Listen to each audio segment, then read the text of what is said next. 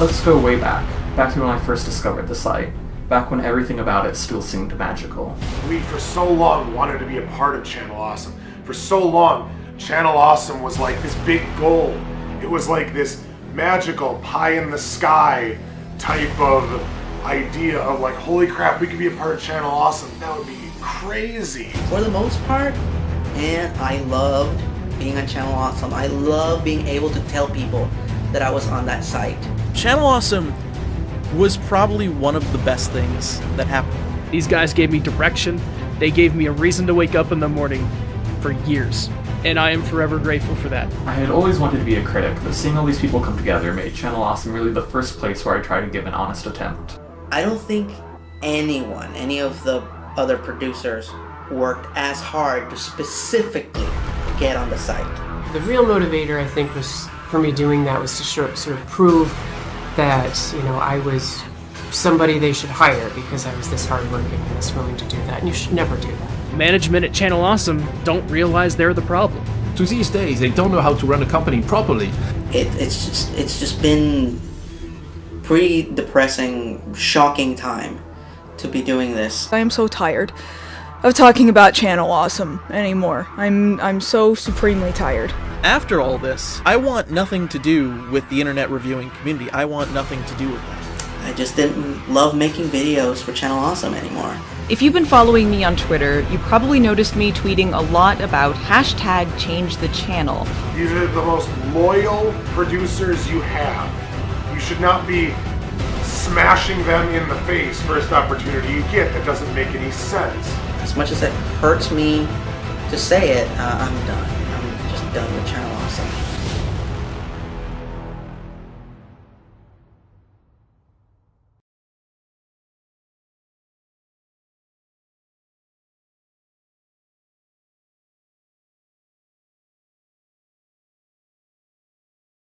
Hello and welcome to Cinematic Venom, and welcome to this documentary. It has now been an entire year since the controversy sparked up in regards to Channel Awesome, possibly the biggest channel in the entire movie review community online. And to this day, some people still aren't sure what happened, or others believe that they did nothing wrong. Others believe Doug Walker is completely innocent and someone else is to blame. So for the first time ever, we're going to go through absolutely everything, start to finish, from both sides, and find out what exactly happened with Channel Awesome. And this has nothing to do with the fact that they actually haven't been funny in years. I'm not having us as the X-Men! Then why'd you have us in the intro? I just told the animator to draw something cool! Yeah, that was cool. Now let's actually do it. I can't! X-Month is over, so get out of here! And it has nothing to do with the fact that they constantly insult anyone who disagrees with their opinions. This movie sucked! It sucked! This movie fucking sucked! Which one is really better? The silly little kid version that no one remembers, or the super complex, dark and gritty grown-up version? What the hell are you people? Everybody applauded at the end because they loved Jungle Book and Cinderella, and we thought that sucked. You like it for a different reason than probably all the people out there watching like it. Oh, it's a terrible movie. Yes! It sucked! It sucked! Emma Watson can't sing! The beats look like CG shit because it sucked! Okay. It is objectively bad. It sucked! It's a terrible movie! It's dumb and pointless! It is such shit! Yeah, I know a ton of people did and still really, really enjoy this film. But you don't know any better. She was Hermione! Yeah, she was passable? You grew up with it! That's why you like it! Oh, You're making fun of it? Well, yeah, it's a cheesy 90s movie, man. Yeah, it's fun, but we know it's bad. Oh, that's right. This is a Happy Madison audience, where something that they see come out of them every day is suddenly hilarious because it reminds them of something that was scandalous when they were 2 years old. Just go and see the original classic! Knock knock! Who's there? This movie fucking sucked! It sucked. But you know what, it doesn't really matter because I welcome all of the dislikes and all of the comments saying that I'm just jealous and doing this for views and Doug Walker did nothing wrong. He is completely innocent in all of this. He's a little saint who shits gold, his piss is the cure for cancer, and he saves little orphan babies from death blindfolded while surfing dolphins, fighting Nazis with chainsaws and solving world hunger. This is the entire story of Channel Awesome. What the hell happened to me? I used to be the clown prince of comedy. I used to say they're all gonna laugh at you, and now I'm just praying that you'll laugh at me. Doug Walker began his work on YouTube in 2007 under the name The Nostalgia Critic, which was practically the angry video game nerd for movies. A grown man angry that his nostalgia doesn't quite hold up and rips apart terrible films. Naturally, he became quite popular, even resulting in a feud with his inspiration, the nerd himself, played by James Rolfe. I myself found him through his Saved by the Bell review and was hooked instantly, loving his energy and graphic humour. I went back and watched every single episode from the very beginning and became a dedicated fan of his. I'd previously been inspired by his buddy Brad Jones, the cinema snob, to start my own reviewing show not long after, but Doug quickly took over as my main comedic YouTube inspiration. It started off as something that was just a hobby in my parents' place, just to get a few laughs, just to see if I could be entertaining. And from that, it just exploded. However, due to copyright issues, he gave up on YouTube and launched his own site in 2008 with now infamous Mike Machad. In just a year, the site grew in popularity so much that Doug was actually able to quit his job and take on his online work full-time.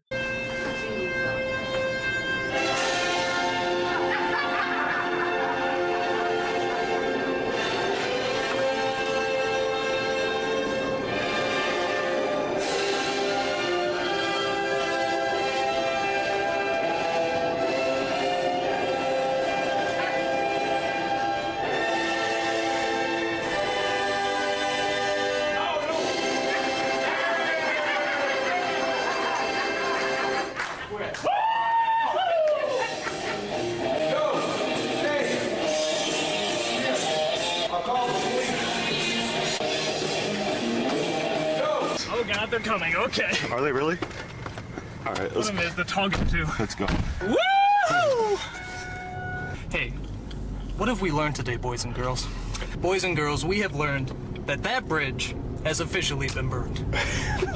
But not only did Doug himself host a whole array of shows, but they also brought in many other talents who reviewed music, movies, video games, comic books. They had it all, but the site's main cash cow was always going to be the Nostalgia Critic. Though it did get a lot of lesser known producers some more publicity. Many content creators who got their big break on the site consisted of Mike Jevons, Angry Joe, Linkara, the Blockbuster Buster, Obscurus Looper, Film Brain, Mars Girl, Spoonie, Phaelus, the Rap Critic, just to name a few. In 2009, to celebrate the website's 1-year anniversary, for the first time ever, they all got together to shoot a short anniversary special. Hey, keep it down. I'm trying to be inspirational over fuck here. you. Fuck you. Fuck you. Fuck you. Fuck you. Fuck you. Fuck you. It was only 20 minutes or so, and all of the movie reviewers went head-to-head with the video game reviewers in a big, epic brawl. It was actually just generally an awesome moment to see them all together, and it was quite fun to watch, even if it was clearly amateur in regards to production. They were just friends having fun, which you can definitely see in the behind-the-scenes as well, and egos just didn't come into the mix quite yet.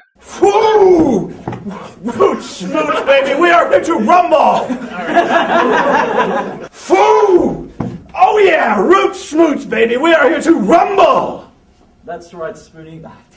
Oh, I hate you! Give it time. A year later, now a tradition, they all got together to shoot their first movie, Kikassia. First, we take Molossia, and then the neighbors down the street. And then their neighbors, and then their neighbors, and then their neighbors.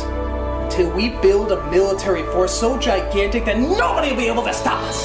The site had grown considerably in the last year, so the cast was a lot bigger, but it was still handled relatively well. Although not a terrific movie, as a fan of the producers, it was awesome to see them all together making a feature film. Most of it was just in-jokes from the shows, but it was still a lot of fun. Then the next year, they turned it up a notch with Suburban Nights. At last, a worthy place to call our battlefield. An even longer feature film on an even bigger budget and received much more praise for its improved plot and the fact that it was more of an actual film than its predecessor. To Hollywood standards it wasn't great, but for an online film it was actually pretty entertaining. For the 4th year anniversary came To Boldly Flee, a 3.5 hour mini-series. No, really, 3.5 hours. Hey, remember your first review? Mine was Equilibrium. That wasn't smart. No, the fanbase absolutely hated it. I liked it. Blah blah blah by Kesha was mine. The Last Unicorn. Pocahontas. I don't even remember my first review. I just remember being really angry and loving every minute of it. A sci-fi comedy mostly set inside Doug's house, as the previous film suffered many issues as it was primarily shot outdoors, and Chicago delivers cold and rain for breakfast, lunch and dinner. But this was a much bigger production with much better special effects, story, and it also saw the end of the nostalgia critic character. In this world, I have given you purpose. You have reason to exist. You have a point in being here. But out there, you'll be the dealer of your own destiny. For about 6 months. Hello, I'm the Nostalgia Critic, and I'm back to remember it so you don't have to. Despite its increased budget and production, a lot of people were unhappy with this film, finding it far too long and egocentric, but personally, I loved it. I thought the acting was great, the script was really intelligent with the self-deprecation and meta style. I thought it was a really good movie. However, Doug scrapped the nostalgia critic character, believing that it was time to move on, hiring new actors Malcolm Ray and Rachel Teets for a hit new original show called Demo Reel. What is Demo Reel? Well, how do I put it? You got movies, old and new, low budget and big budget, appealing to all sorts of different audiences. And as great as all these movies are, in all humbleness, we can do it better. Demo Reel. We don't make films, we remake them. It was a complete rip-off of Be Kind Rewind. You erased these tapes! What is that? That's the Ghostbusters theme song. No. I'm pretty sure it is. It's something strange. Stay where you are. I'm on my way. Then I got slime. What's happening to her? Our version is better. It was like exactly the same. They didn't even try to hide it, and yet nobody points it out. The show flopped, and the website began to lose a huge amount of views and traffic. But months later, Doug felt inspired again and brought back the critic. Hey Brad, I'm having a debate on whether or not to bring the Nostalgia Critic back. Oh, well, I don't care. Rachel soon departed the site for further opportunities in LA and was replaced by Tamra Chambers as the show continues to this day. The 5th year anniversary was cut down considerably. Unable to afford another movie. And we can only afford one more of these anniversaries anyway! To be fair, I'm actually genuinely amazed that they were able to write, produce, shoot, edit, and release 3 movies, one each year. I mean, they'd film them in April and they would come out in the summer. That's insane.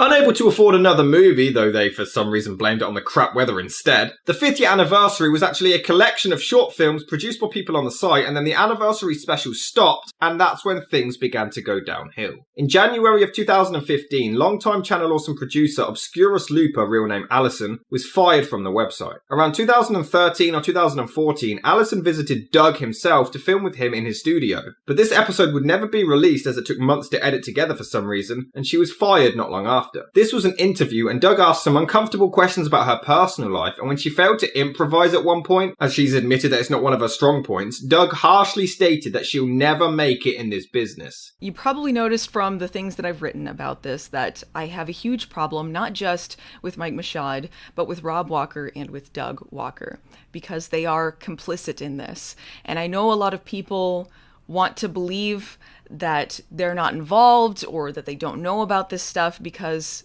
they make videos that they like and they are nice in the videos. And they're not monsters all the time. They were nice to me at times. But there were times when they said some really hurtful things and did some hurtful things. And they were part of decisions that affected us. And it wasn't until after everybody else had left when Allison was confronted by Mike Machad, who lambasted her for using mid-rolls in her videos. She was struggling financially and did it as a way to help herself out, but he didn't care and claimed that people were using ad block, which affected Channel Awesome's money. He allegedly even intentionally left insulting comments up on the site that were criticizing Allison for the ads instead of just talking to her directly first. And whatever you want to say about the mid-rolls, the way that he handled this was really just atrocious, and it made me really uncomfortable.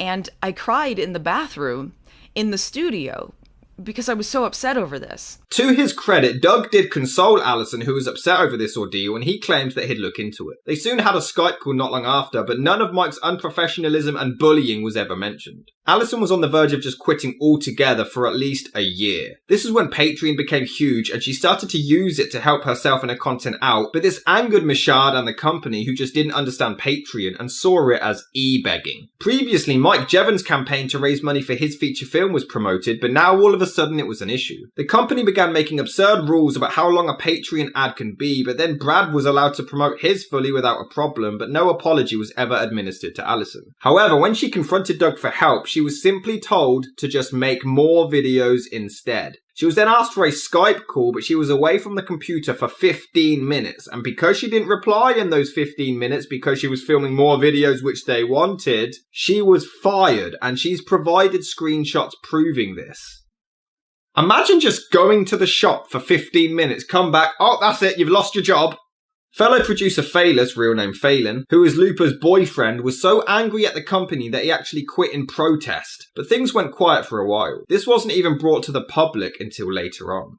But now, it has amazingly been 1 year since the controversy sparked back up.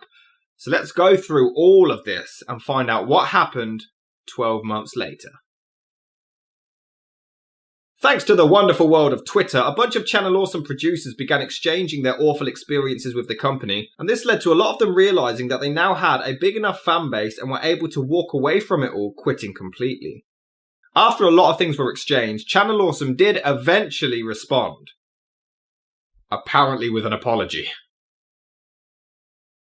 We wanted to take a moment to clear the air and acknowledge some of the recent public concerns raised by content creators previously associated with Channel Awesome. Channel Awesome is an organisation that respects our producer partners and strives to create the best possible environment for everyone. We welcome a diverse community of people joining together to create great videos. For the people who have spoken out about past instances they deemed hurtful or unprofessional, we sincerely regret you felt that way. That you feel that way, not that we did something. Not that we did something.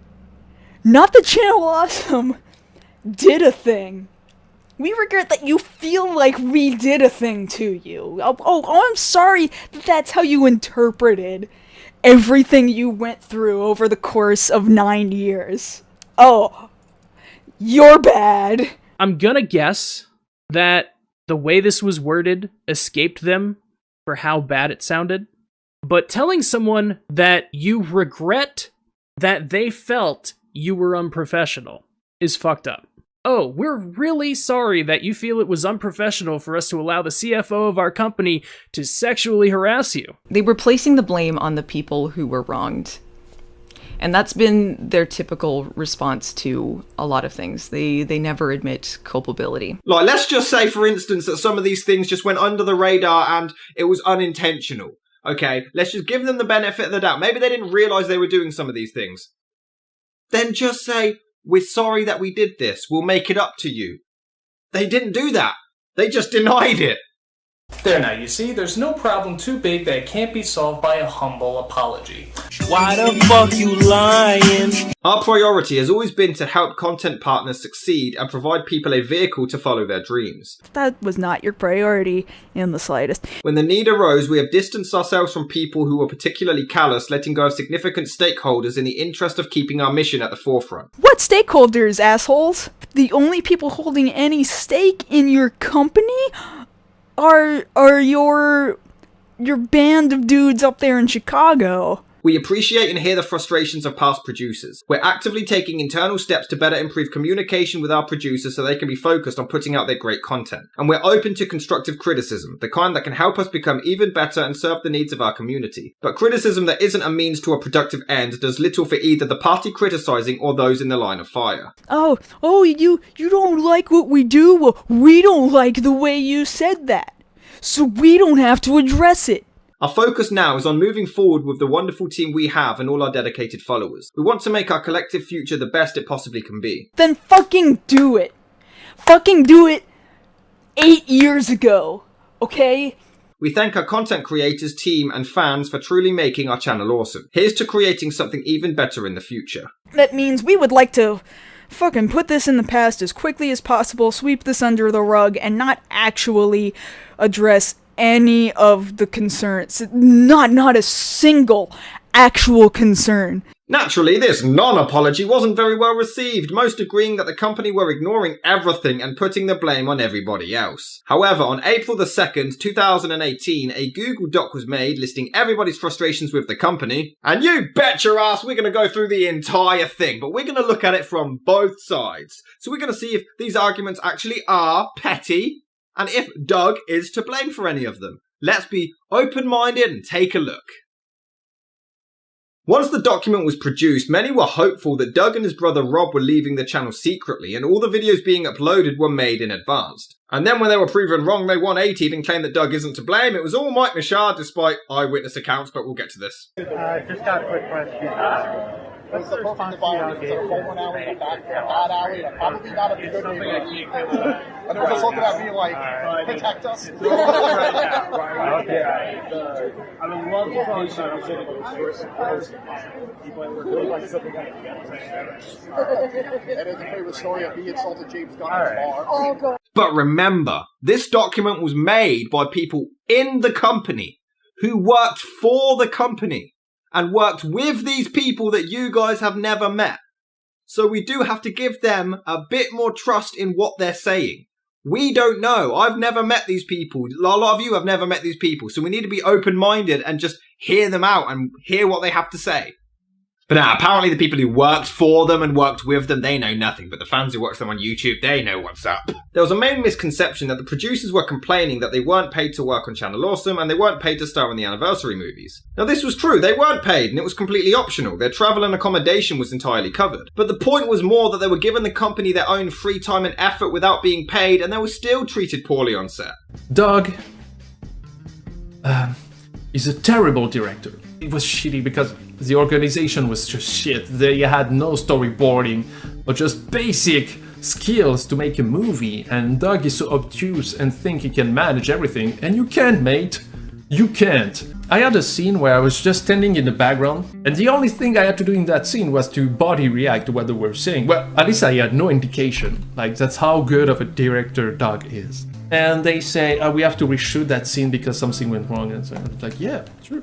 And it was getting late, and they would let some producer leave because they didn't have anything more to film. They tell me, no, you have to stay because we have to reshoot that scene with Lindsay and Linkara, and you appear in the shot, so you have to be there. It's like, okay, no problem. I spent like 3 or 4 hours sleeping on the ground in the cave, and around midnight, they say, hey Panda, it's now. I say, okay, jump in my suit, get up.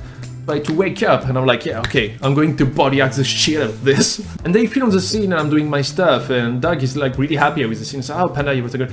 And then I realized when the movie was out, they cropped me out of the scene. It's just to focus on Linkara and Lindsay. I was like, are you fucking serious?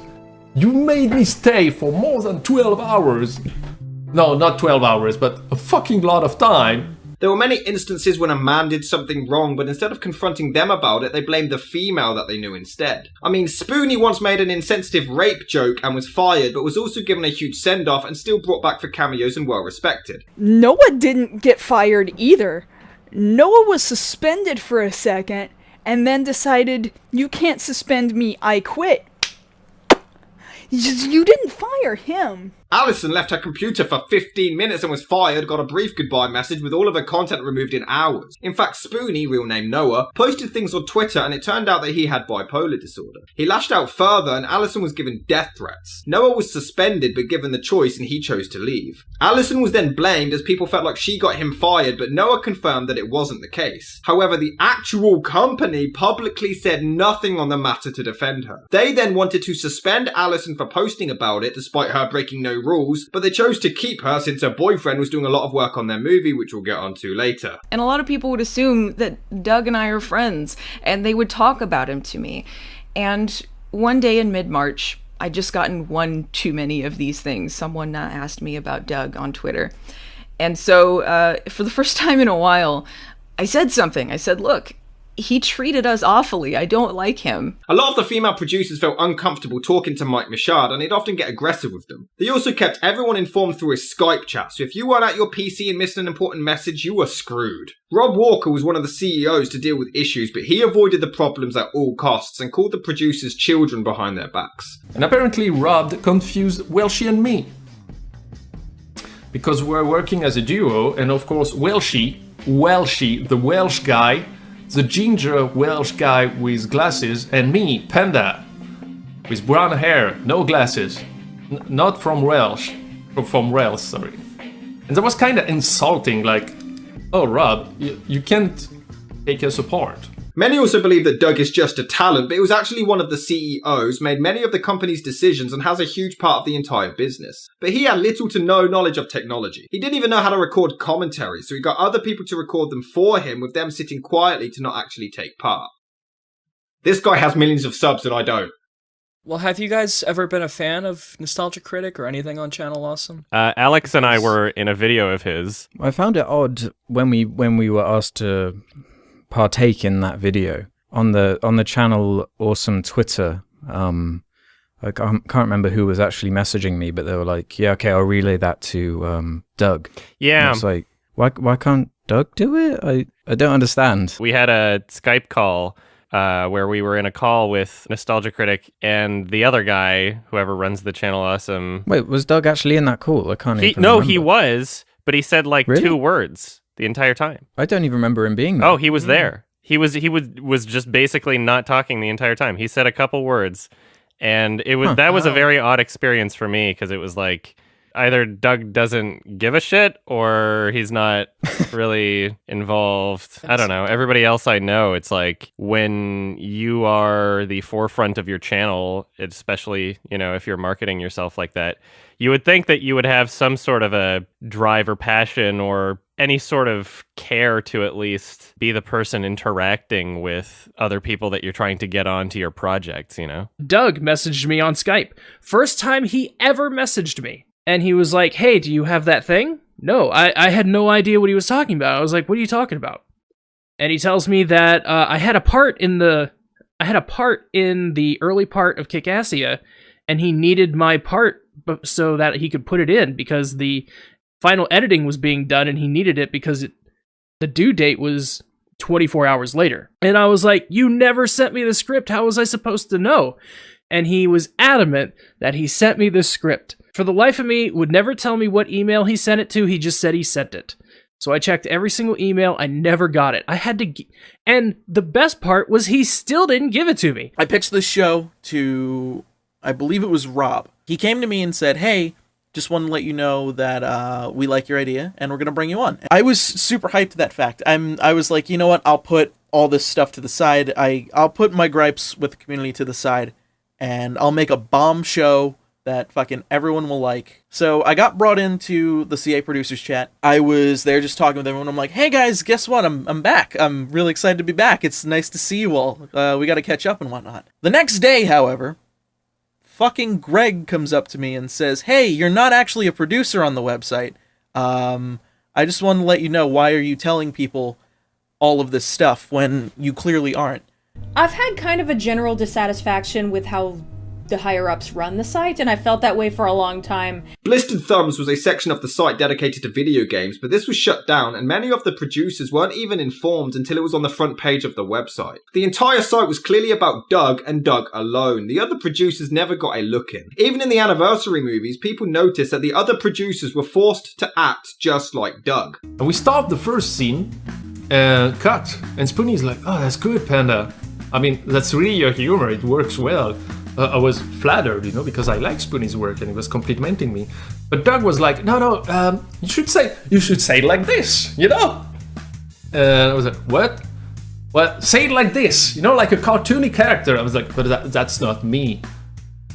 And Doug was like, "Yeah, but I think it would be funny." I said, "Hey, hold on." I had to stop because he asked me several times to do that and I wouldn't. He said, and I told him, "Doug, basically, you want me to be acting like the Nostalgia Critic." Allegedly, he would direct them, but if they suggested doing it in a different way to suit their own character, Doug would ask them to do it both ways just so he could go and choose his take anyway. "I'm the Nostalgia Critic. And I can be a cock muppet and do whatever I want, because everybody knows who I am. In August of 2013, Channel Awesome, for whatever reason, decided to start a fundraiser to start a pop culture game show. They wanted to raise $90,000. They filmed about a dozen episodes to test it out, but the studio they had purchased during the demo reel saga hadn't even been dampened for better sound. But they often rigged the questions so the contestants would win. This whole thing was Mashad's idea, but nobody else wanted to do it, but the game show wasn't even aired. It wasn't until March 2015, nearly 2 years later, Indiegogo investigated Channel Awesome to find out where the money went, and they had no choice but to release the monstrosity that looks like it was made on a budget of $10, not $90,000. What the hell do they spend it on? On your marks, get set, go! Well, my job's done. I hit the on button. Alright, catch those fish, boys! I would ask if this is the cheap dollar store version of this game, but I can't honestly remember what the original version is called. Many believe they just did the fundraiser to sort out some financial difficulties of their own that they were going through, and the Indiegogo rewards for its backers were even delivered 6 months late. The anniversary films are now really hard to watch when you realise the troubles that went on behind the scenes. They didn't even think to provide water on set for the actors, and if the producers shot any crossovers with each other, they had to hand over the revenue to Channel Awesome to make back the money. Wouldn't the movie itself make back the money? In fact, Suede confirmed that the producers were even mocked by requesting water on set of the movies, finding it to be an unreasonable request. Lindsay, who played Nostalgia Chick, asked about catering, and Doug literally laughed at her. It was only sorted once Noah pointed out that even student films provided catering. By the way, feeding the actors and making sure that they have water while they're working is an industry standard. I figured you should know that if you want to make films or videos in your future. There was also a sense of arrogance on all of the sets where the Walkers knew best and wouldn't take any advice despite not handling any of the shoots professionally. During the filming of Suburban Nights, one actress was taped to a wall for so long she nearly passed out, and due to the weather and their revealing costumes, people nearly fell ill. Doug, again to his credit, nearly called off the production due to the poor conditions and gave the actors the choice, all of which decided to support him and continue along, showing at this stage that they were loyal and determined to power through anything. I knew what y'all were coming with, and we've already talked about it. All of us are on board. We all took an independent the paper vote. is a waste of time. Yeah. I mean, like, I was freaking my ass off. Just to confirm, Team you B guys is- are aware that we could have rain in these. Team B is- Yeah, we were us filming the rain. I can't promise we won't be cranky, but we will do it. No, I can promise we won't be cranky. And also, Sunday and Monday, we don't care about. Like Easter does not. We're here. We are giving up everything in order to finish the production. And then what we'll do is we'll work all the way till it's completed. Yeah, it may not be the best, the lighting may be this and that, but that's all stuff that you can figure out in editing, and I know you know how to edit, and you can create things, create magic in editing, and find different ways to make things work. So if we just all work to get to a single goal, finishing it, you know, we don't need any crossover days. Sunday, Monday, we'll work Easter, we'll work whatever. We talked about it. We can extend on Monday as well. Yeah, because Doug, we want to help. Like, we really want to see the project to completion, and we want you to use us to the best of our ability. See, many have wondered if it was so bad, why didn't they do or say anything sooner? And although some of these problems may seem petty, we'll get to the more serious ones later, it's common for abuse victims to stay quiet out of fear. These were small producers compared to Doug, and Channel Awesome was their main source of income and views, so it's obviously normal to put up with it for your own well-being. They had families to support. That guy with the glasses was all there was at the time. When we started, in early 2010, YouTube was not a great place to go with our kinds of content. They were a lot more stringent with their rules about usage of clips, and it was just really difficult to try and make a living that way. So a lot of us were on Blip TV. And Blip was not a great place to search for videos, so you had to be embedded on a popular site, and that guy with the glasses was one of them. If you spoke up about this, you were kicked off and you just disappeared. You didn't have anywhere else to go. I basically relied on Channel Awesome for most of my views, and I just wasn't ready to leave. However, despite my own personal liking of the movie, the producers themselves weren't particularly happy about To Boldly Flee. Many of them found it self-indulgent, way too long, too much of it focusing on Doug and Spoonie's counterparts, when that time could have been spent on the other producers. You're like a hero to me. Oh, come on, Film Brain. I'm no hero. Yes, you are. You're the best critic there is. I'm not even a good critic. All I do is yell and scream at things I don't like. What kind of critic does that? You gave us a voice, a place to call our own. And they felt like the movie just quoted other films for the sake of it. The cast weren't paid but were promised free DVDs of the movie, most of which weren't delivered. Do I have to start paying you so I can cut your wages? And many fans also didn't receive copies even when they ordered them. Crossovers during filming was impossible as the shoots were often 18 to 19 hours long, but Doug and Michaud tried to pressure people into making them anyway to make back the money. But the script was only given to the cast last minute, so they had hardly any time to read it. They had just 1 week to film a damn near 4-hour movie, and Holly, who was the director of human resources for Channel Awesome, had to beg them just to get more time to shoot. Doug would often have poor scheduling skills and were prepared to shoot 2 days worth within just 1 day, working everyone to the ground. Furthermore, he didn't even tell anyone that he had plans to kill off his character. They only found out in the script. He did briefly run it by Allison and Todd in the shadows so they could mention a few things in their videos to set up a subplot, but even then it was really randomly timed in the conversation considering it was a big deal. Furthermore, none of the producers were ever even asked for any input on the script. There's a scene where Linkara's robotic double, Mechakara, attacks the nostalgia chick and turns her into a machine herself, but it's edited and implied that she's being raped off screen. Filmbrain goes to enter, hears the noises as Lindsay screams sexual innuendos and assumes that they're boinking, as confirmed in the next scene. Filmbrain, you look as if you heard two people having sex. How would you know? I'm French. We know. Well, are they coming? Well, that's a loaded question. What? Now, I won't lie, I actually found this scene quite funny, but apparently in the original script it was a lot more vulgar and grotesque. Lewis, Linkara, and Lindsay both confronted Doug, finding this scene uncomfortable, and he didn't understand why. The scene doesn't even affect the plot whatsoever, but he still refused to cut it out and instead decided to tone it down, and it remained, despite how his producers and supposed friends were feeling. There's also a scene where Lindsay was to fight Allison. Lindsay wasn't a fan of the cat fight and expressed this to Doug on set, but he just yelled at them both to just do it anyway. Even Ed Glazer hated working on the film because Doug broke every rule of filmmaking and refused to listen to any advice. Ed claimed that he would never work with any of the Walkers ever again. But what angered the group more was that the film featured many lines of dialogue that made it seem like they were all quitting their shows and not just Doug. You really think our time's at its end? The world is changing, kid. The internet is changing. Everybody's future is unknown. Just reality. The great mystery. Yeah? What happens in the story? Then the world created for you and all the people in it will disappear. Bear in mind, this was also during the whole Soper act, so it looked like they were all throwing in the towel. That's the impression I got when watching it as well. But it was just Doug. It seemed like he was the only one that mattered. They were often behind on schedule, and if anybody would try to help, they would be ignored or an argument would begin. Now, a lot of these seem petty, and I agree that they seem petty. Sometimes a scene would be filmed, and then it turned out someone else was supposed to be in the background, and then they shot the following scene, and obviously they confronted Doug and Rob and said, oh, I was supposed to be in this in the last shot, but I wasn't there. Continuity. And they would just be like, oh well, plot hole. To me, that's just harmless banter. But these people were already feeling miserable. So it's just kind of an addition. It's added on to all the other years where they felt like crap. They would shoot for 19 hours, would try to get maybe 3 hours rest, but then would be called back to film more. By their word, Doug was the only one who wasn't miserable. He thought it was a huge send-off that everyone was happy with. They even had an intervention with him to explain how poorly it was going, but he was still oblivious. Even after shooting, it continued. Phelan was part of the special effects team, and after Spoonie was fired, he was given his workload as well. I may be wrong, but I believe Phelan did the effects completely free, and when he sent it to Doug, he responded that he absolutely loved it. Then he went behind his back and asked Welshie to spy on him because he thought Phelan was half-arsing the effects. So, Phelan, that eye effect you did, were you half-assing that one, or? True dat, yo.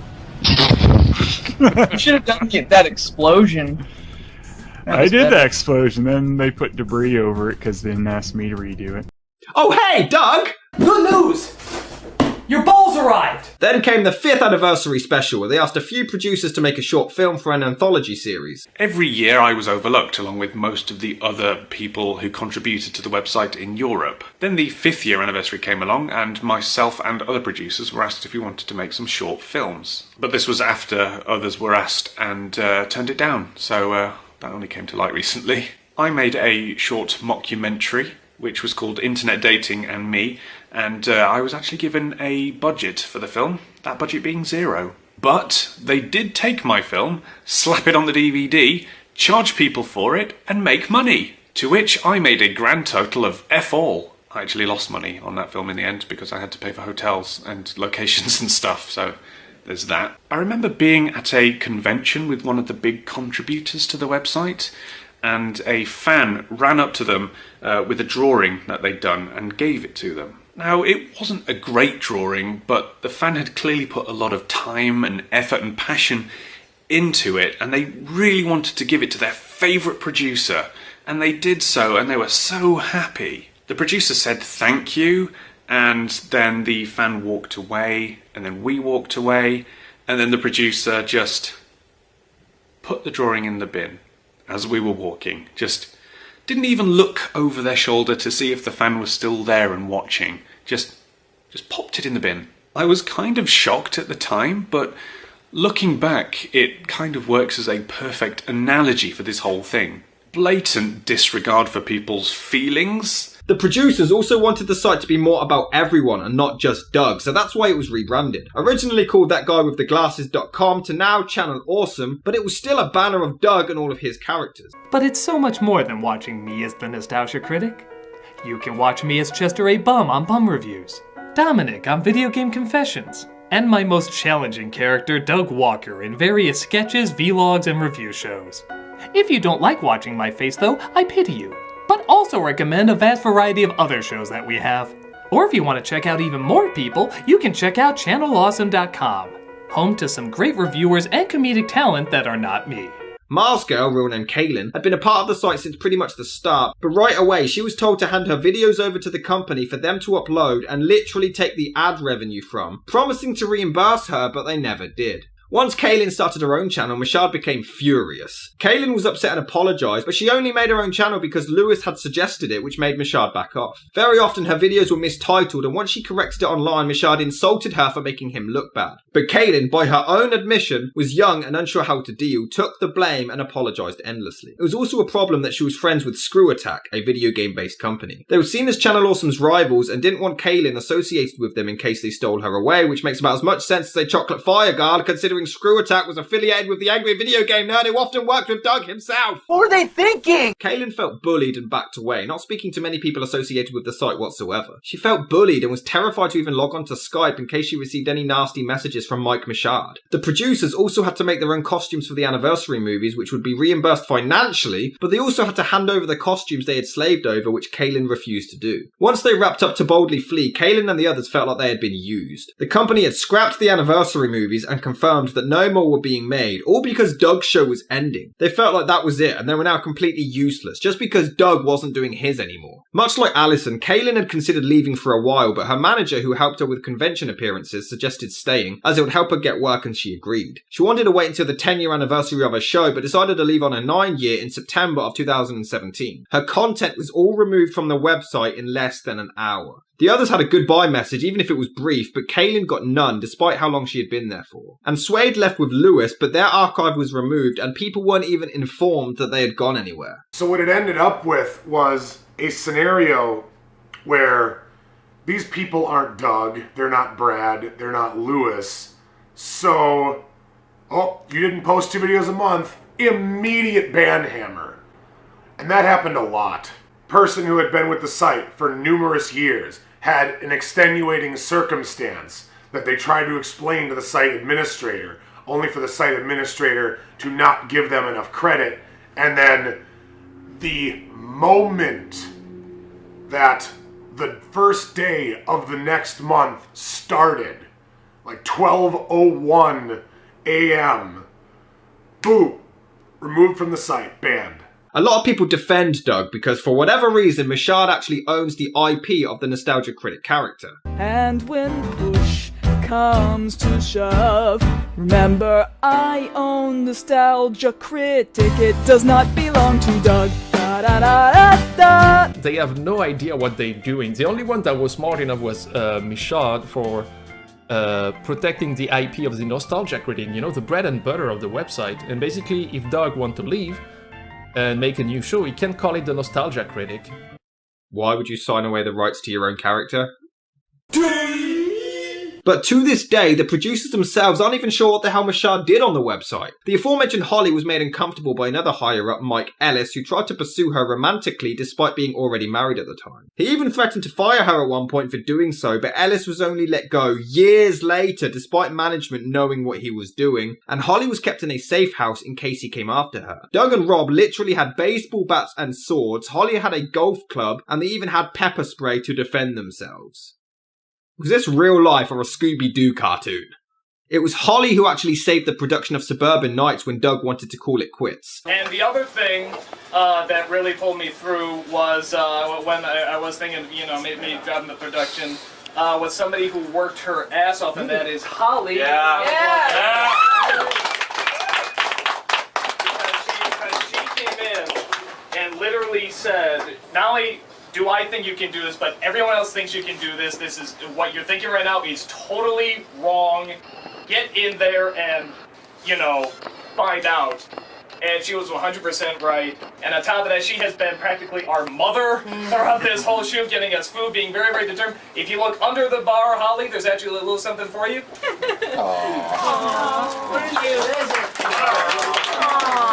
She even came to work on To Boldly Flee after surgery. She only missed filming when she needed to get a drain taken out of her abdomen. She worked through weekends, holidays, and even when she had surgery. She even worked on Christmas one year, but she was fired a day after surgery. After everything she had done for the company. She was literally told that she had to drive to the studio, which was against doctor's orders, by the way, or she would lose her job. There was no reason given either, and she was forced to sign a contract or she wouldn't be paid. This contract prohibited her from working in the industry for 3 years. Okay, continue defending these assholes? She worked 25 hours a day, 8 days a week. You know, she worked above and beyond any possible schedule that anybody could ever assign to a worker and think that's acceptable. She essentially had to be there for us at all times, for us to answer anything. Once Holly was let go in that awful situation, they had no one to talk to. Oh, and for those blinded fanboys, it was Doug himself who was the deciding vote to fire her one day after surgery, despite everything she had given them. Holly felt like her life had been ruined and she was left miserable for years. It was around the time that Allison and Phelan had left the site when long-term producers like Lewis began to realise that the company was dying and was no longer what it once was. And then the site became more and more popular, they made money, but for me, to these days, they don't know how to run a company properly. However, Lewis remained optimistic and felt like he could change things. He wanted to help newer producers and didn't want to admit that the site was dying, contacting management with ideas to improve things, which included better communication, sharing the studio space, the return of the anniversary movies, reducing advertisements on the site, and many more. These were all completely rejected. Lewis literally confronted Mike Mashad and claimed the way Allison and Phelan were treated made the others lose respect for him, and he responded with okay. Mashad, I know he did some bad things. When I read the document, I was like, wow, fuck. But the thing is, I'm feeling really guilty saying he was nice to me. Like, I remember a lot of people had trouble getting in touch with him, but for some reason, he would always reply to me in the day. Mike Mashad, you were nice to me when I was in Chicago. Thank you for paying for the plane and the hotel. Thank you for the Chicago Bulls game. But the way you acted, man, no. I can't tolerate that. That was shit. That was really shit. Oh, we had plenty of laughs along the way. We sure did, Mashad. We sure did. Despite this, he set out to make his own movie based on his Atop the Fourth Wall video series, funded by his own fans, but the studio space required was considered far too expensive. He reached out to Mashad and Rob Walker to use the Chicago studio. Rob was open to the idea, but Mashad refused, claiming that it would ruin the Nostalgia Critic's schedule, and that they would need to be supervised at all times. Because apparently 10 years isn't enough time to gain loyalty and trust. Are you high? And they would need insurance to cover any damage caused. Furthermore, Lewis offered to reimburse any lost revenue for the critic's schedule being changed, but even then, Doug has shot episodes away from the studio in the past, including 5 years beforehand. Benzai's girlfriend had previously done the artwork for Suburban Nights, which was for the DVD only, but Mashad sold all of it in limited prints as well, making more money off of other people's hard work without their consent. Time for me to make money off your hard work. Chaos D1 felt bullied as he was removed schedule access when he was a day late with the the video due to his wife's medical emergency, and he had also provided 4 videos that month and had never missed a schedule in 5 years beforehand. He was then fired without discussion shortly after, despite many long-term producers often going months without an upload and no punishment was administered whatsoever. But if you're still not sold on why this company is a pile of crap, let's talk about Dr. Gonzo of Nerd to the Third Power. Gonzo was on the site from the very beginning, loving it at first, but it wouldn't last forever. After a while, people would respond to him a lot less. Left in the dark, Gonzo was confused as to why everyone was ignoring him, until discovering that Mike Machado was telling people that he was trouble and that they should avoid him. It's worth noting that this part is actually only hearsay, it's not 100%, so we cannot confirm if this part is actually true. Gonzo hosted a podcast on the site, but after a while he wasn't able to see his view number and therefore couldn't see how his show was doing. When confronting Machado after being ignored for a while, he was told, "Stop asking for your numbers, they suck anyway because nobody comes here to listen to you." From there on after, Gonzo would randomly receive messages from Mike telling him, "Your numbers are low, get them up or you'll be booted from the site." But he wouldn't even tell him his actual numbers. Gonzo's videos also always got pushed to the bottom of the page, even when planned months in advance, so his content was always ignored, mostly when Machado was doing the updates. Again, Mike would reply, "Why do you care? Nobody listens to you anyway. Your numbers suck. It doesn't matter if you go on the front page." He would also insult his show for the music or any guests he had, and even lambasted him if he ever did a movie review, saying that that's what Doug was for. Naturally, Gonzo fell into a fit of depression, feeling bullied and harassed, but unfortunately it wouldn't end there.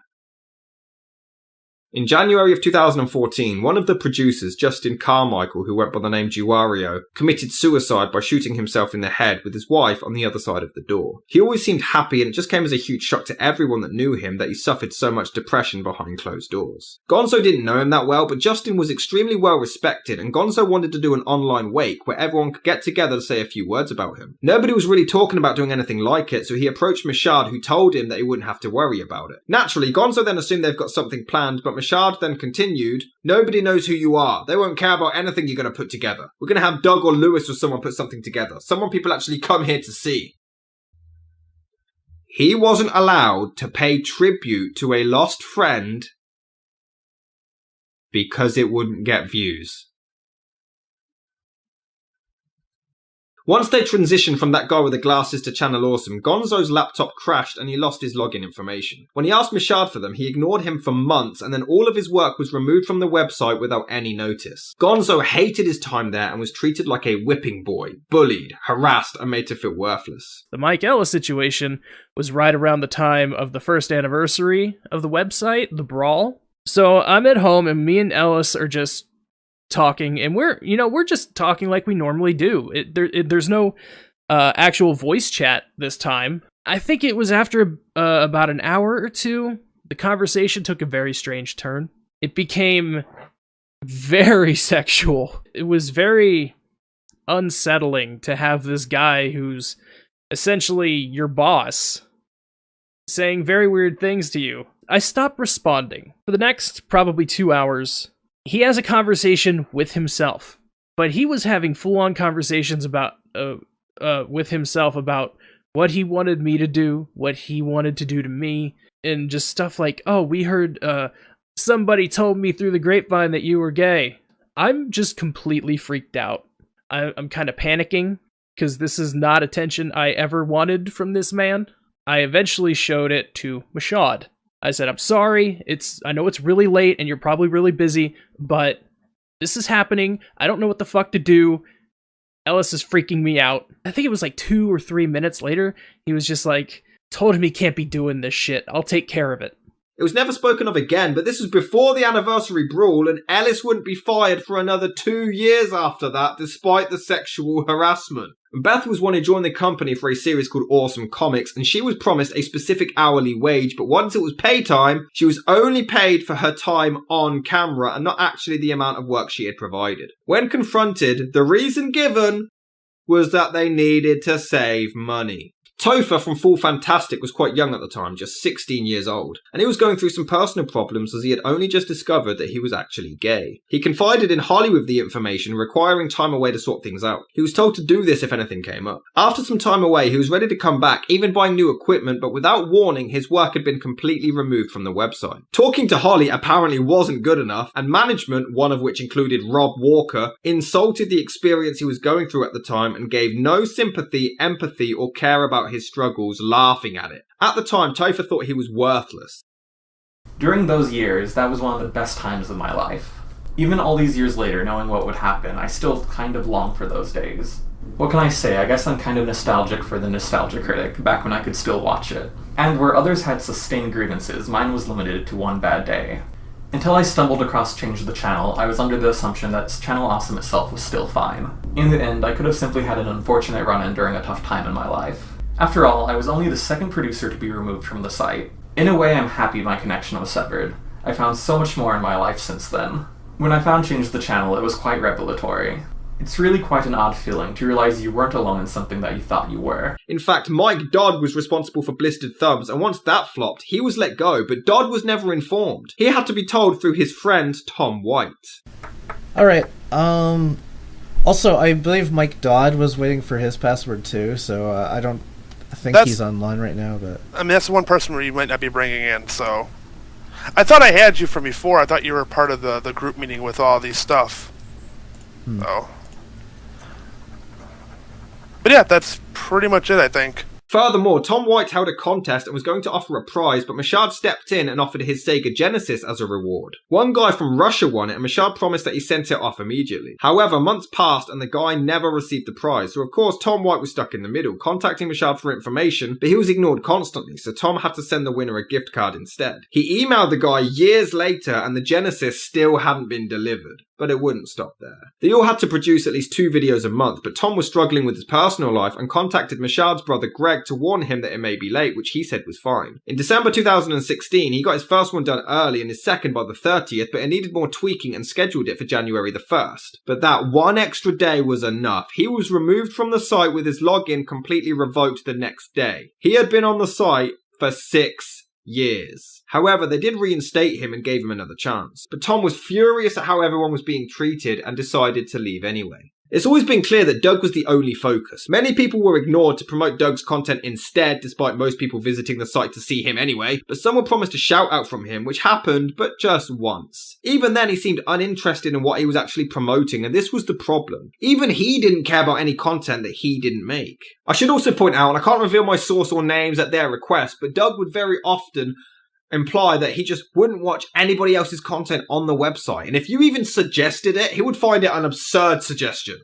Lindsay left in late 2014. She also had problems with how the anniversary movies were handled and the aforementioned rape scene, but she also helped a lot of the newer producers who joined the site. One of which was Dan Olsen, who did journalism. Dan posted an article about 8chan's complicity in child pornography, and this led to him receiving backlash, being dubbed a paedophile for doing a journalistic piece of work about child porn. Because of this, Dan wasn't blamed, but Lindsay was, because she had defended him, and Mashad had an entire history of blaming women instead of men. The company never stood up for Dan whatsoever, and not long after, Dan, Lindsay, and Kyle Colgren all left. But this is where we have to touch on some really uncomfortable material.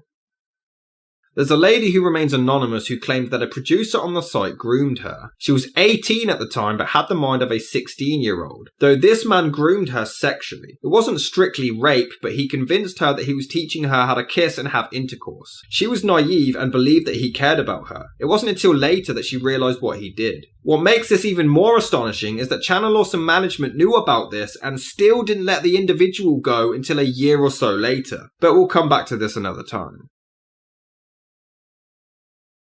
I was mostly, though, with Lewis's stuff. We were dating at the time, and so I would assist him with his videos and do his plot lines and stories and things like that. As it turned out, too, I also worked on Suburban Nights, but Lewis at the time didn't have a vehicle and didn't drive, so they asked me, hey, do you want to come down and kind of help out a little bit, maybe be production assistant, and you would just drive your vehicle down there, and we'll put you up in the hotel with Lewis. I said, great. I also ended up working probably from about 6 in the morning. You had to be down in the lobby at 6 a.m. to sometimes 8 o'clock to 10 o'clock at night. So literally the entire day and then some. And really the only time you really got to eat was sometimes in the morning, sometimes for lunch. If they were doing dinner, which was hit or miss, honestly, then they would feed you at that point. But I was not the talent. That was something that was said very early in the production, where I think it was like the first day or second day I asked if I could get a coffee, and they said, no, that's for the talent, and you're not the talent. That was funny too, because later on in the production I changed over. I played Cloak 2, so I was an actress in that. I got hurt on site.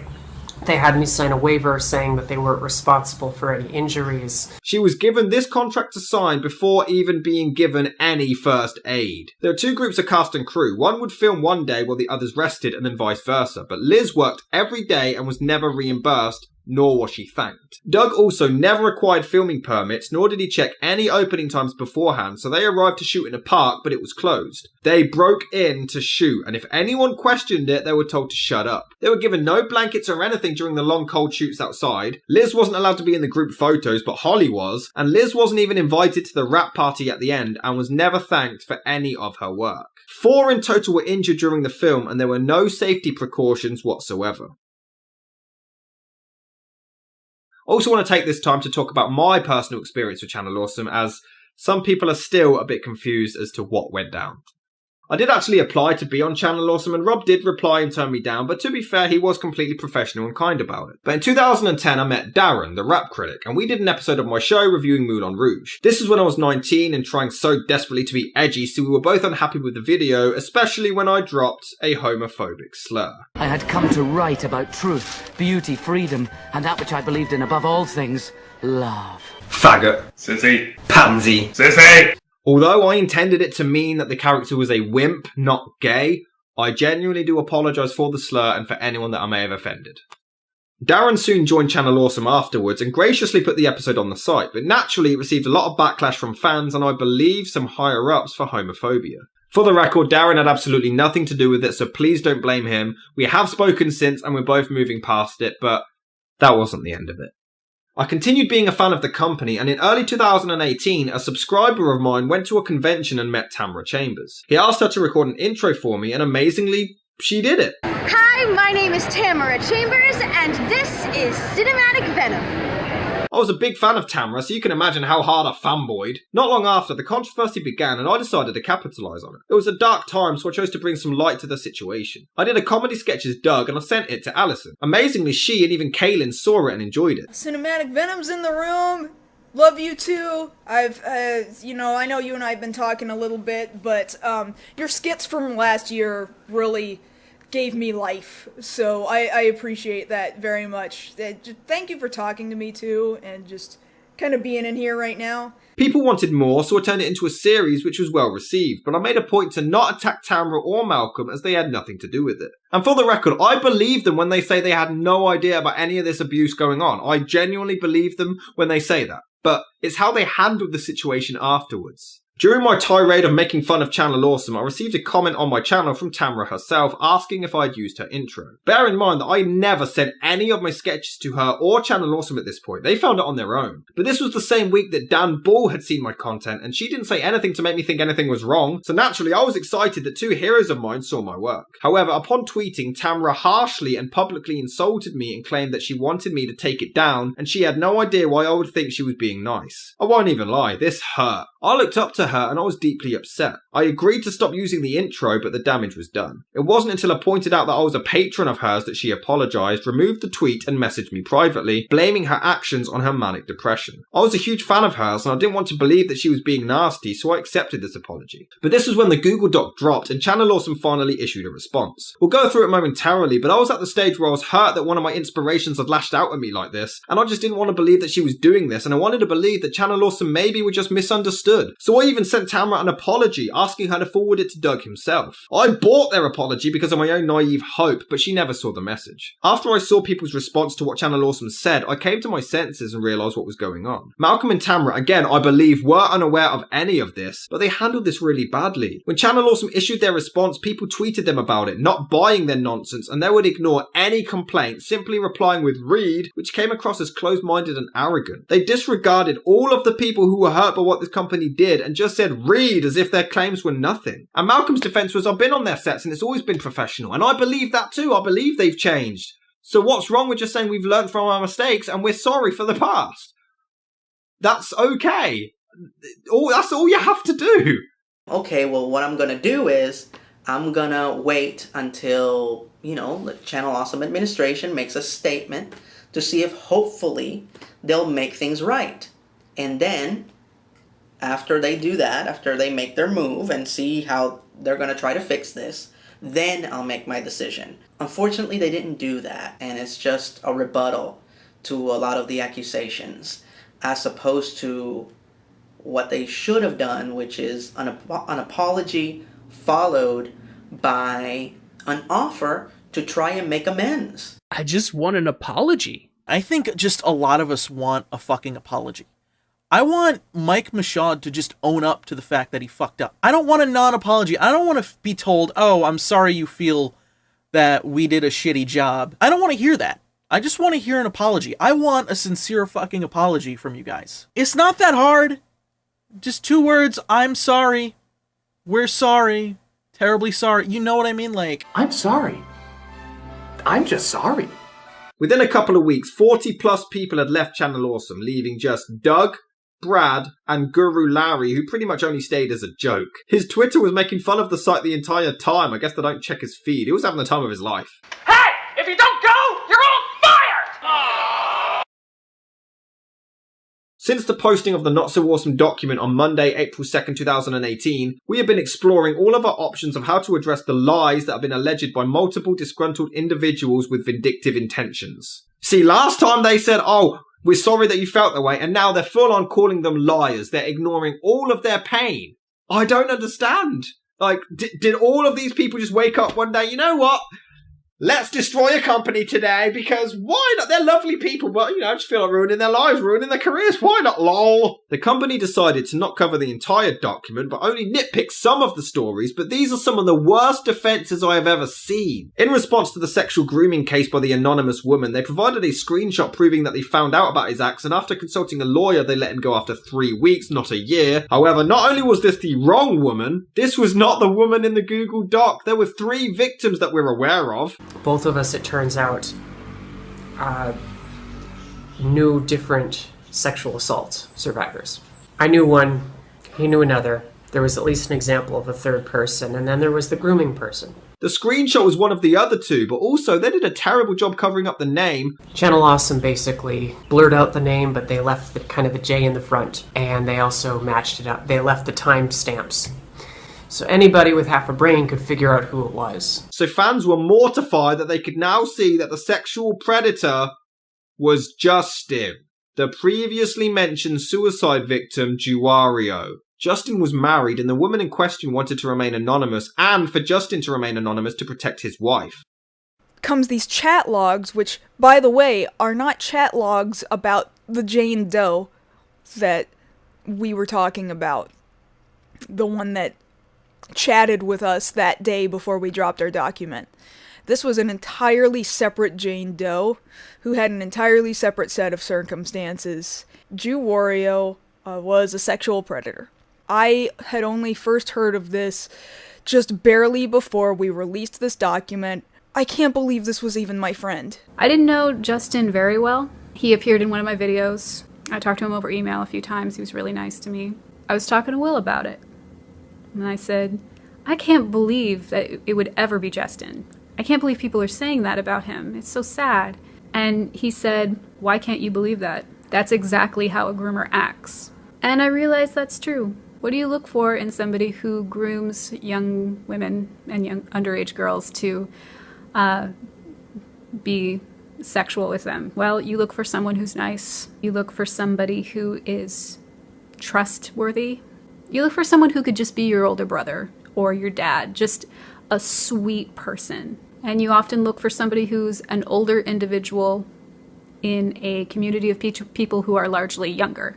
And that is exactly what Justin was. This has backfired on them. It totally blew up in their face, outed Justin's name. Essentially, I'm able to work at a suicide hotline, sexual assault hotline, or crisis hotline. My point is that I'm not, some naive Pollyanna. Like, I know what I'm talking about. I have skills and experience to doing this stuff. One of the instructors was the police chief of Oakdale in Minnesota. And I had others like that, or one was had been a commander in St. Paul. So, or a police commander in St. Paul. So, I mean, these are actual police officers teaching, and we, of course, had sex crime and sexual assault stuff, too. A friend of mine approached me and say, there's an individual who had been raped.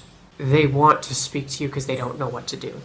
I still had something of a reputation that I was doing this stuff. Based upon my experience volunteering at the Sexual Assault Center and based upon the education that I had, I was 98% certain they were telling the truth. And the reason I give 2% is because I could be wrong. Justin was my friend. I would count him at that point as a friend. And I know he was a friend for a lot of people. And so I basically said, you have my word that I won't speak a word of this, because that's what you do to support a victim or a survivor. So you have to do whatever they feel comfortable doing. It would have been great for me to kind of go out and actually confront Justin about this, but I don't think I was ever really at the point where I could. They wanted to bring him back at one point, too. Which wouldn't necessarily be a problem if it weren't for the fact that victims could now be in trouble, could now be further victimized by people just looking to attack because they think it's fun. Not to mention Justin's family, who was totally unaware of any of this.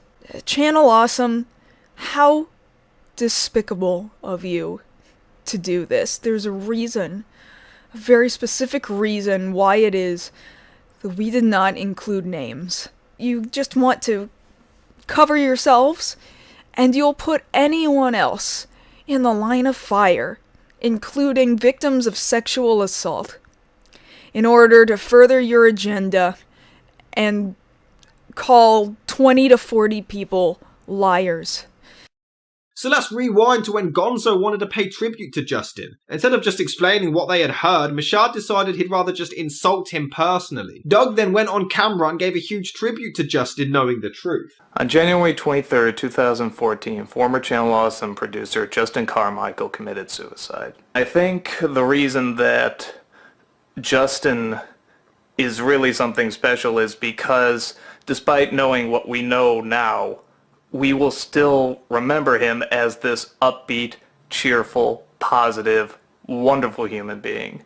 And that's because he has shared so much of that positivity with us. He has shared so much goodness with us. What a horrible thing to do, to put somebody on a pedestal who is the complete opposite type of person to be put on a pedestal. Now, for legal reasons, I understand not telling the entire world. Obviously, legally, you can't do that. But after Justin was fired, he continued working with other producers and they never told them. There was no warning for their own safety. After he died, Kaylin raised $10,000 to make a movie in his memory and nobody stepped in. They did everything in their power to protect and defend a sexual predator. Man, do I wish someone had told me. Why didn't somebody tell me? I would have not made Farewell Fami Kamen Rider if I had known. Why would I have done that? If the work that I or anyone else who worked on our projects together, if our work ever hurt anyone by existing, I'm so sorry that we did that to you. Channel Awesome also claimed that Mike Ellis quit the company and that there was no communication from him since Sean exposed the sexual conversation to Mashad, but many former Channel Awesome producers claim otherwise. No proof from the company is provided, just a screenshot of the Google Doc for some reason. When discussing the website losing traffic after the Nostalgia Critic ended, instead of admitting they made a mistake, they actually blamed it on the fact that they switched to YouTube more, because nothing can be their fault, you see? Channel Awesome made a huge mistake when they created the League of Super Critics, the YouTube channel. They killed their site when they did that. I will never be able to understand why they created the League of Super Critics YouTube channel, because it basically took the biggest producers that the majority of the people come to the site for and made sure they had no reason to go to the site ever again.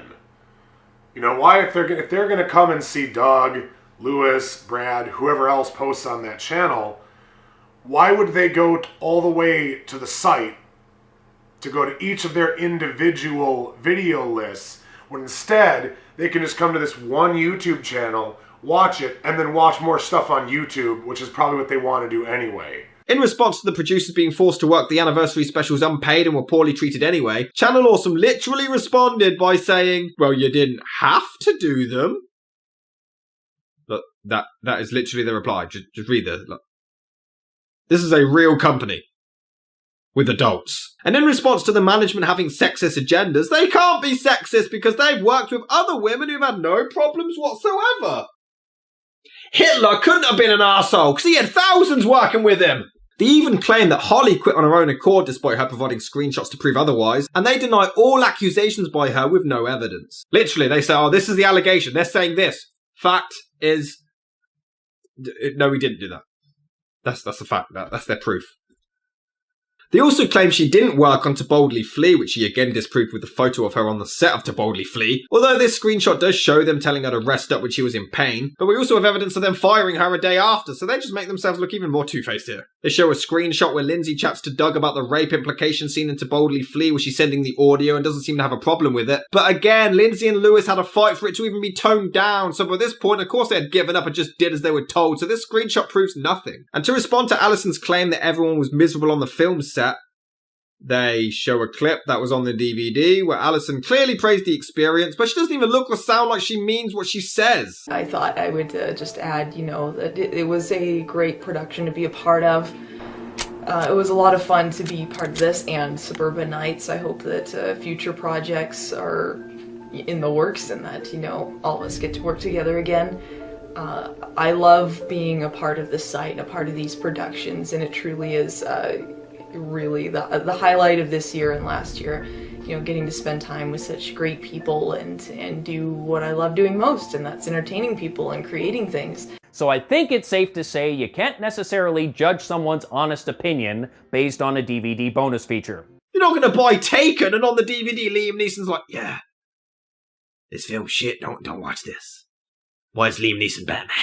The only thing they admit is the lack of communication, but they claim that they're improving on it, which is another lie. You see, not long before this, they were bringing the cast together to shoot a 10-year anniversary special. 2018 being the 10-year anniversary of the website, the big milestone, rumours began to circulate that, they are making an anniversary film, and have you heard? Have you not heard? Ooh, there are rumours. Rumours. I get an email asking me if I want to be a part of the Channel Awesome 10th anniversary special. But once the cast started dropping like flies, it was ultimately cancelled. Oh, and again, I can't reveal my source, but I have actually been told what the plot was for the 10-year anniversary special. Don't worry, guys, you weren't missing out much. It was stupid. But Angry Joe, who had been on the site for years, wasn't even informed that it was cancelled. Furthermore, one actor, again I can't say without revealing my sources, was replaced by another, but the script never changed. They literally just changed the character's name, but the dialogue all remained the same. And this was even done in Suburban Nights. Todd wasn't supposed to be in it, Lord Cat was. Once they swapped, the dialogue was all exactly the same with some improvisations on the day. People were outraged by Channel Awesome's unprofessionalism, immaturity, and refusal to accept any responsibility for their own actions. But things died down for a while. They did receive a load of dislikes and lost loads of subscribers, but hashtag changed the channel simmered quickly. Though Channel Awesome themselves blocked me on Twitter, so I clearly got their attention. I also dropped a diss track after their response, which was fire, and finally responded to Tamra and Malcolm, who I now had a problem with. I hated how they responded to people. Malcolm denied all claims and stated that it all must have happened before he joined, which Holly refuted entirely. They both still called everyone liars and defended the company. Tamra blocked me too after the diss track, but Malcolm and myself did exchange some words. To which, honestly, Malcolm, I'd like to apologise for. I did resort to some immature name-calling, and I'm sorry for that. But maybe it's just me, but if my friend was doing things this douchey, I would call him out on it. Even if you haven't seen it, if people are accusing him, you've got to take that seriously, because these are serious allegations. 40 plus people saying all this stuff, they're not all lying. Months later, Brad for the first time spoke up about the subject in a Toast to Toast interview where he literally said people should just get over all of the controversy. Okay, we put out a little tweet where we said that we weren't leaving. Doug and Rob are two of my best friends. I put that out. I mean, it was a headache for a little bit because it would just kind of come up like in comments and on our live streams and things like that in the chat, and we would get tweets about it. And we had a good head about it. Sure. Because one, we knew that after a few weeks, people are going to move on to something else. And one thing that we kept saying on our site and other sites as well, is we were saying, like, I mean, look, like, Logan Paul filmed a dead body and, like, he still has a career. I just want an apology, even if you don't mean it. Okay, unsubscribe from him as well. Brad was thought to have been friends with these people, and now he has said that they've acted petty and should get over nearly a decade of torment, bullying, and abuse. Allegedly, Brad and his family received abuse when the controversy sparked up, even people threatening his grandmother to the point they had to move. And obviously that's wrong, but it doesn't condone what he's defending. And not long after, the company continued going to conventions like nothing happened and promoting charities to make themselves look good. It no longer seemed like they did it to help people. It was like they were using the charities to get themselves out the hole they put themselves in. So there you have it. Petty issues, or a lot of severe reasons to dislike the company. I mean, after all, do you still watch Bill Cosby comedy specials? Didn't you all boycott Jeepers Creepers 3 because of what the director did? And weren't you all outraged at Logan Paul for the Suicide Forest stuff? Why is Channel Awesome any different?